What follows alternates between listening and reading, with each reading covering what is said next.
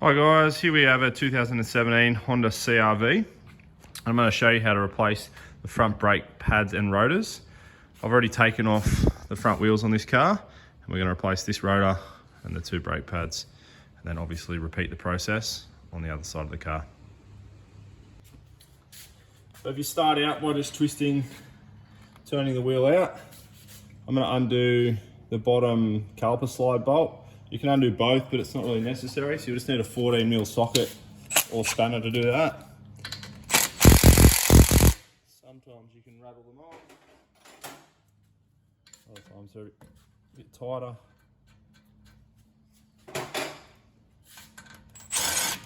Just take that out.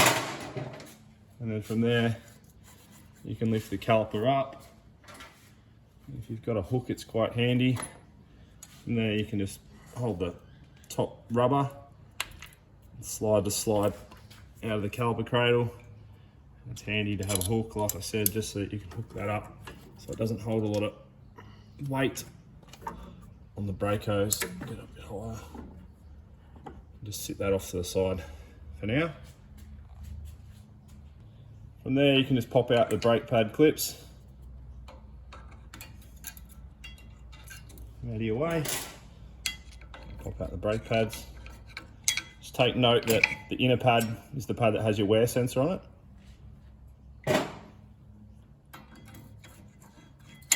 Take out the outer pad. And then we can go ahead and remove the caliper cradle. You'll need a 19mm socket or a 19mm spanner for these two bolts. So I've got my 19mm socket with a breaker bar. These caliper cradle bolts are generally pretty tight. So just crack those. And then I can wind them out.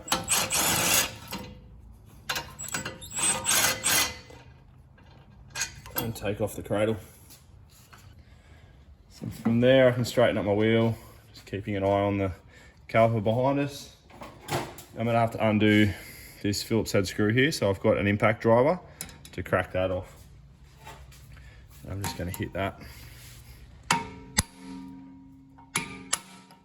loosen that screw. Wind that out. And from there, brake rotor comes straight off. Now just take note of the mating surface on the hub. If it's covered in rust and all shitty, just to get a wire brush or the likes on it, just to clean it up. But this one's pretty good, it's pretty clean, and it's only a minor surface rust, so it's fine. So I've got my new brake rotor here. Out of the packet. Just take that out. Now they've got an oily film, they come boxed up to stop them from rusting.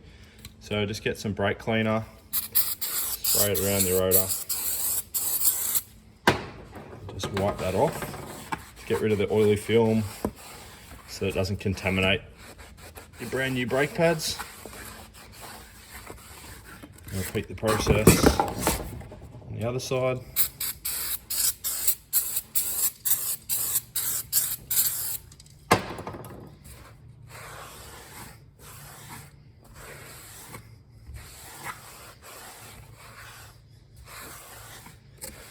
And then we can fit it to the car. All right, now just take note where this hole is so that we align it in the right spot so that we can put our screw back through.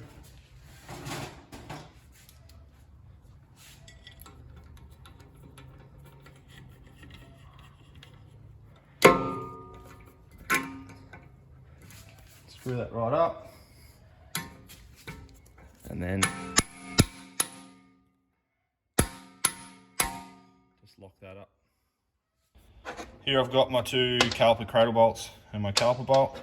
I'm just going to put some Loctite, some thread locker on all three bolts, noting that they are brake component bolts. We don't want these to come loose. Not that they will, but just to ensure that, get some thread locker on this. There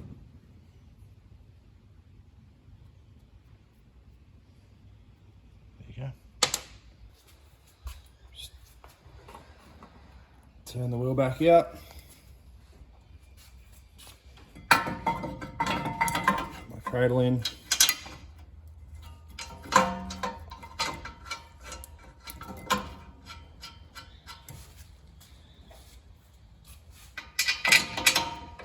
Get both bolts started.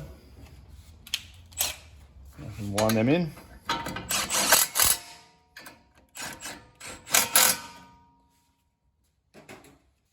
And then just tighten them right down with a breaker bar.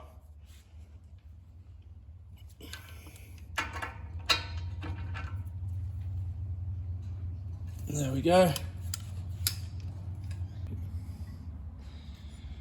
So I've got my new brake pads now. I've got my inside one with my wear sensor. I'll fit that in there. Sometimes I allow a bit of a tap in.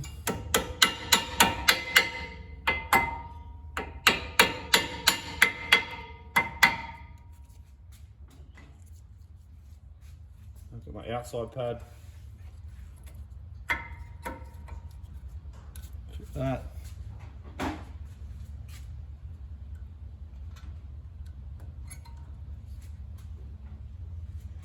The two clips that push the pads out.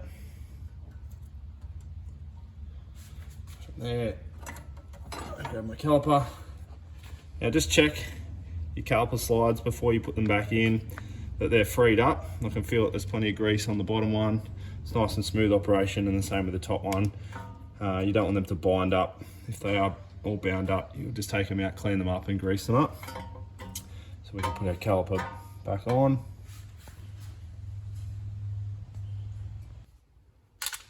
So now to fit the caliper back down over the brake pads, obviously the pads that we removed had a lot less material on them, so the pistons are out a lot further. So just grab one of the old brake pads. If you've got a big pair of multi-grips or a G-clamp, you're just going to squeeze them together and slowly push the pistons back into the caliper. This one, the top one, is going in first. If I need to, I can just move it down, push the bottom one in. The top will come back out a little bit.